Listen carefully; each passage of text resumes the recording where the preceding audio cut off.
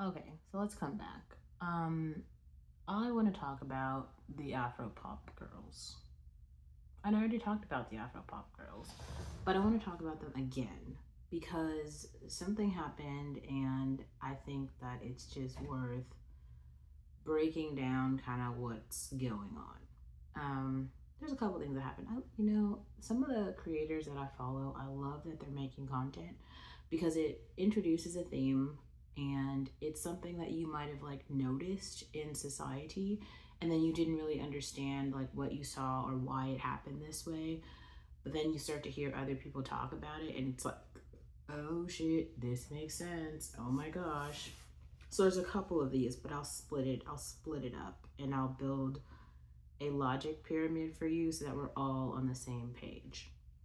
So, why did I start making content about Afro pop girls in 2022?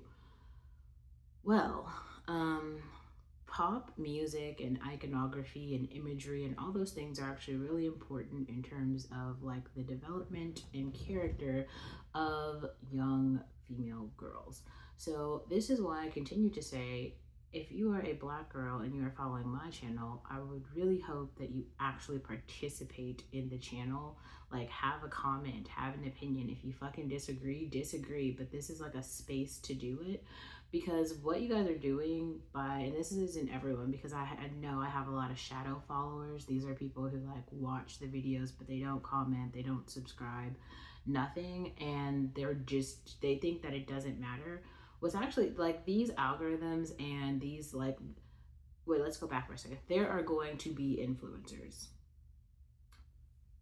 like PSA, there are going to be influencers. There are going to be people who have things that brands give them and market things to everyone else, because that's a part of our capitalistic society. Because like we buy shit here, and then the way that you decide what to buy is by like watching other people who you admire who have that shit. For some reason, there's been a trend in Black America specifically, and I would say even in some other African cultures, where the people who are being pushed are the people who have the money, but because they've gotten the money in such corrupt ways, they're actually really ugly. That's, I feel like that's almost like a karmic thing that happens. Like you just do a whole bunch of like really dirty deeds, and then all of a sudden it's like, oof, you're kind of paying for it in your like genetic lineage. I really think that's a real thing, but I'll save that kind of for a different video. But I had a point. Oh,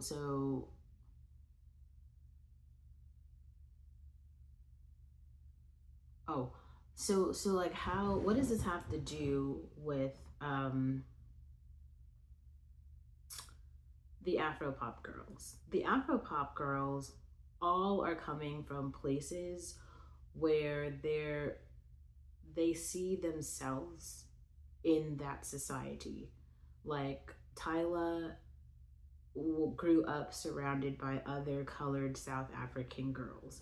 Thames grew up around other Nigerian girls. Like Ira Star grew up around other Naija girls. And so they're like cultured and indoctrinated to start to see themselves in all aspects of society. I actually heard this said by Trevor Noah in a recent interview that he did with Neil someone, and I'll put that in the description box because I actually feel like you should probably go watch it, because there's just a little short snippet.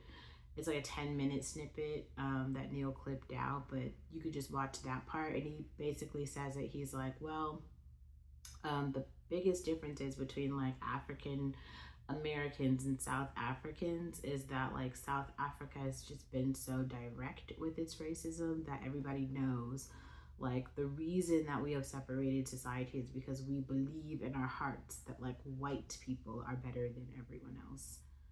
And so we want our society to reflect that. And that's what it is.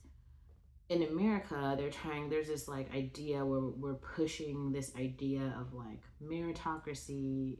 It's like raceless, everyone has what they have because of just all of the work that they've done, except that we have so much history and so many facts to prove the opposite. So it's really being honest, right, about the foundations of American history and then like how we got to the places that we are now and not gaslighting or bypassing that. Anyway, so the cool thing about following Afropop, and I got in on Afropop very late, but I will link, I Am Aloho did a video where she was like the Afropop girls. And after I watched that video and I learned so much from that video. So I linked, I made a very short Afropop girls video that was literally the exact same. It was just talking, it was like summarizing my interpretation of what she said, and I gave credit to her in the video, right? Because I wasn't trying to like copy her content, but I did want it on my channel. And as we see, like now the year is 2024, and every single one of those Afropop girls is now a household name in America, and I appreciate that so very much. But those girls are not American, and they actually don't have any of the like American context, and they didn't grow up in the same culture or way that like we grew up here in America. They just didn't. So it is true that because they are out now, they are influencing a younger generation of Americans who are coming up and watching them. They didn't have that same influence themselves. They have a very different influence. Um, and why is some of this important? Well, specifically, the three Afropop girls that I highlighted were Tyla, Ira Star, and Thames. All three of those women are like very feminine and very pretty, and they all look very different. And they're like from different like tribes and cultures and stuff, but they're all like, well, yes, they are all non-white. And the reason that that is important is because in America, we have only had pop stars that are white, that are major. We kind of have like right now, maybe you could say like Dua Lipa is there. You could call like Miley Cyrus. I think that Miley Cyrus is a country star. I'm just gonna like country or rock, right? I don't think that she's making pop music currently. Well, I don't know. Flowers, that might have been that was probably a pop song. Whatever. But even like Lana Del Rey, who was kind of doing alt, right? She is now doing country. We have like Hayley Williams from Paramore, who definitely like alt rock for sure. Just alt. Everything is emo alt. Love that she's on tour with Paramore right now. But there's like also an entire genre of like indie alt girls that I am following that I do think is like very Americana. It's the manic pixie dream girl esque in an album.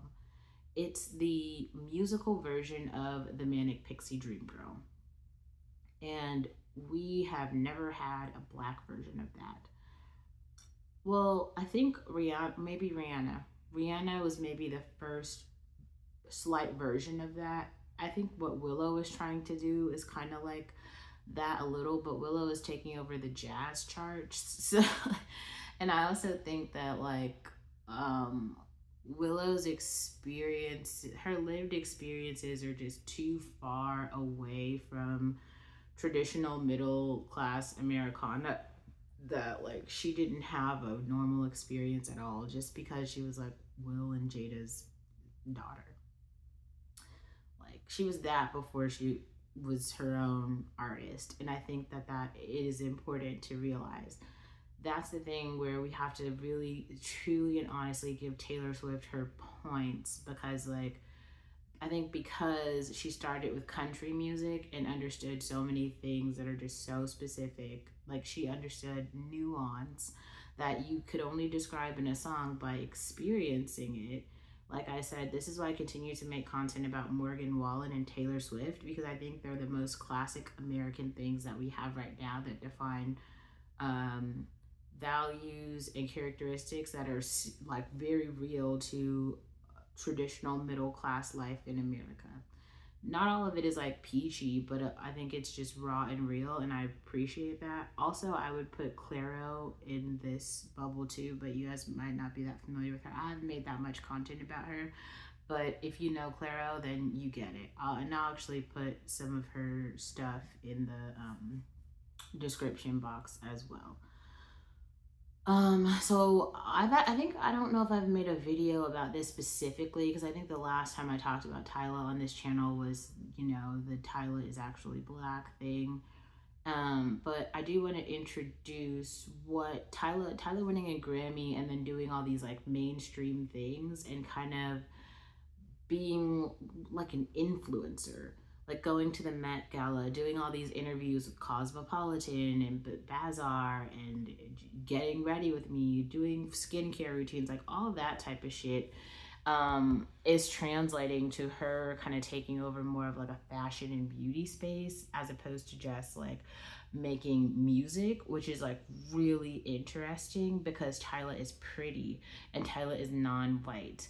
And being pretty and non-white is something that Yara Shahidi and Leah Kibiti just they had like a sit down conversation with Variety about this, because what Leah Kibiti talks about is, she says, like, you know, when I was growing up, and we also heard this from Jasmine Tukes, she's like, when I was growing up, I was the only black model, and I knew that like there just wasn't a lot of us, so like if I was there, I'd be the only one, and you're always competing for one space, so there can only be like one at a time, so it's a very like pick me sort of situation, but it has nothing to do with men. It has everything to do with like ad campaigns.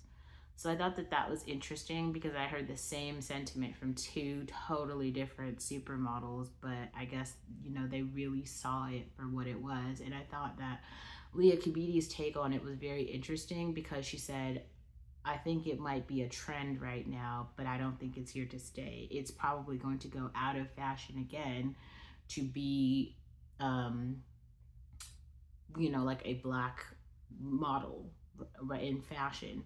And I think maybe this is starting to change my opinion of what is classified as black specifically. So let's introduce some other concepts, like so it looks like Kim and Kanye's daughter North is Simba in The Lion King, and there's this whole thing with The Lion King as a film where you have Mufasa and you have Jafar, and so Mufasa is seen as like the good, righteous lion, and Jafar is seen as like this dark, tainted, evil villain.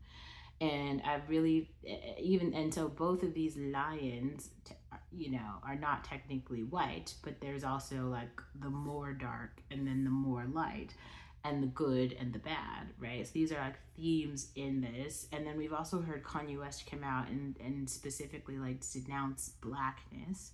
And then I think it's also useful to introduce this new concept of like the exoticals, right? Which is just like a group name for non-white women of color who have exotic, you know, phenotypes or something. And no, there's just like a ton of different. To me, it seems like every single person who's like classified as attractive is now considered an exotical. So anything that's just like black, I guess, is like supposed to be like non-exotical. I'm not really sure. It's but the point being here, and the reason that I think that these conversations are like kind of useful and important to think about now, especially being kind of like online and thinking about like who you watch and who you support, you as the viewer here, because like you're gonna give your time to someone, you're going to give your influence to someone, and I think you should probably start being a lot more intentional about who those people are and why you're giving your time to them. I was talking to someone today about these great like incredible experiences that he had, and why he feels like people do not value those experiences. And when he said it, I heard exactly what he said, because I've been in the same place. How is it that you can do these really incredible things, and then you'll see some people get praised for doing very similar things, and you feel like you yourself are not being praised when you did those things as well? And that is where things start to feel very unfair. But I feel like it's really important, especially for Black women, is to kind of remember the Coco Jones experience. And I highlighted it actually on this channel before, and I'll go back. I'll link that video in the description box.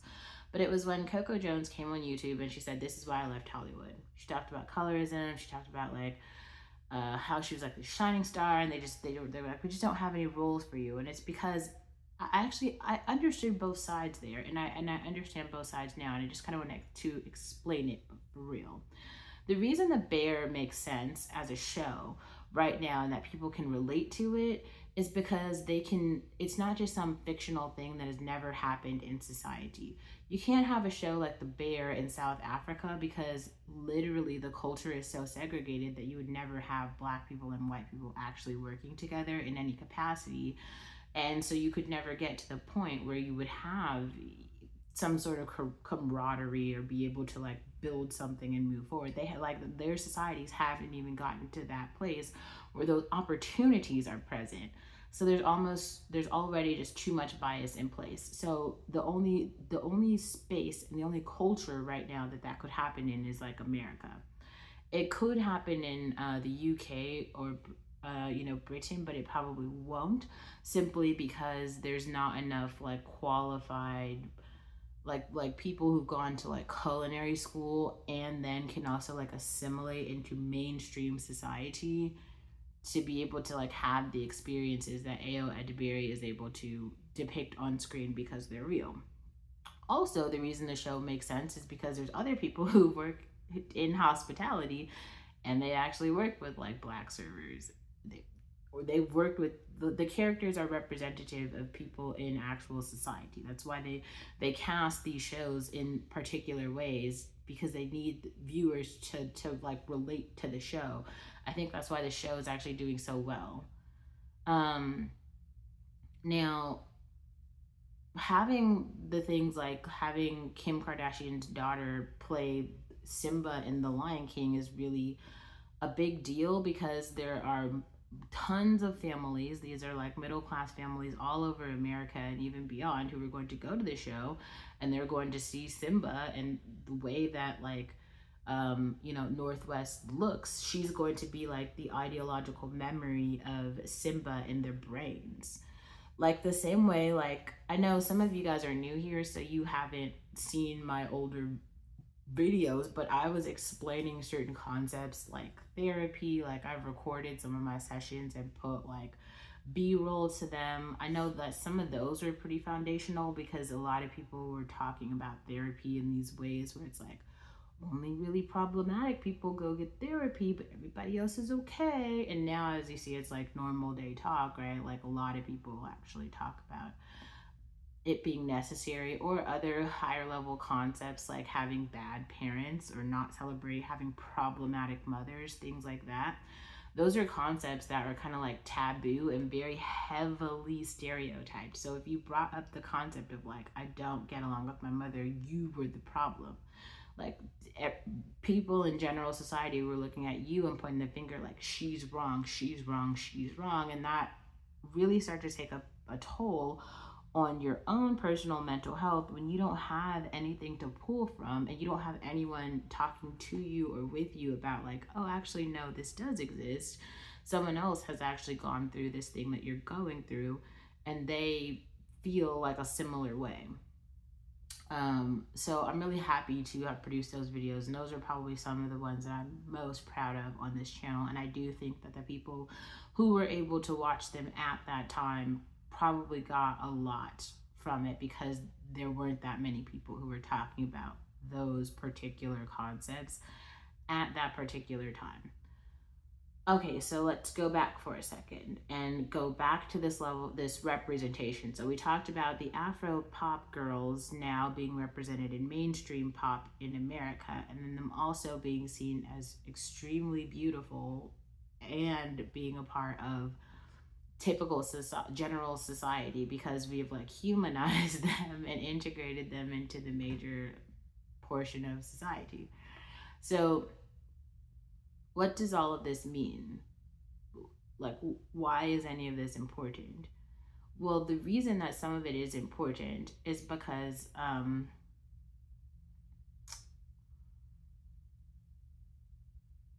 pretty girls are important in society, and they look different ways. There's not only like one version of an attractive girl, and we don't have any narratives that are not about oppression or exploitation of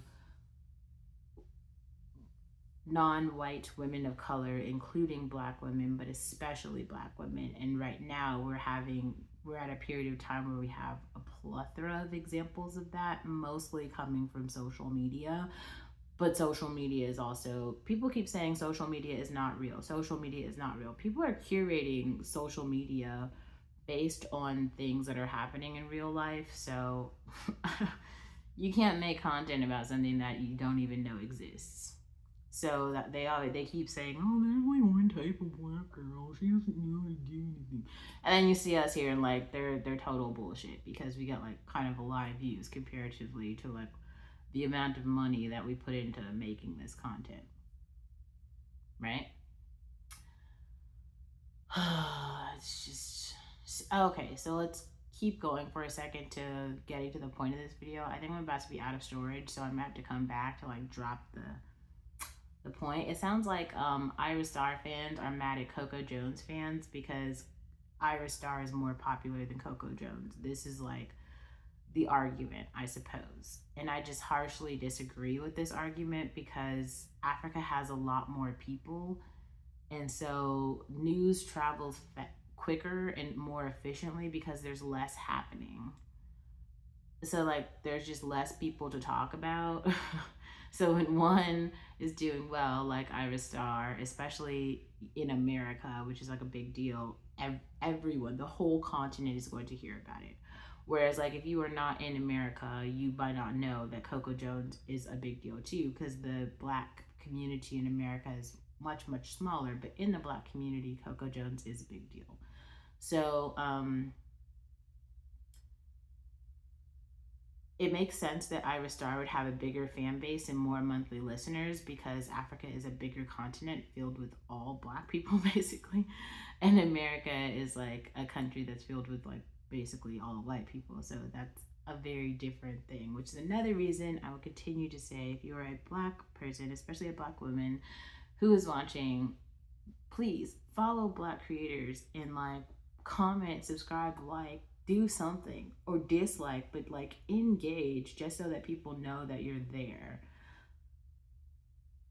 Because right now, the disappearing act is actually taking so much away from the economy.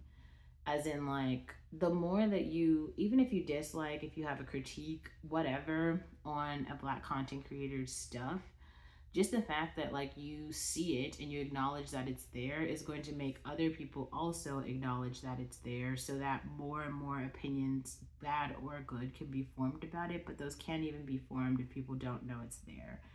And I think that the hyper visibility of the afro pop girls is causing everyone to understand that it's there.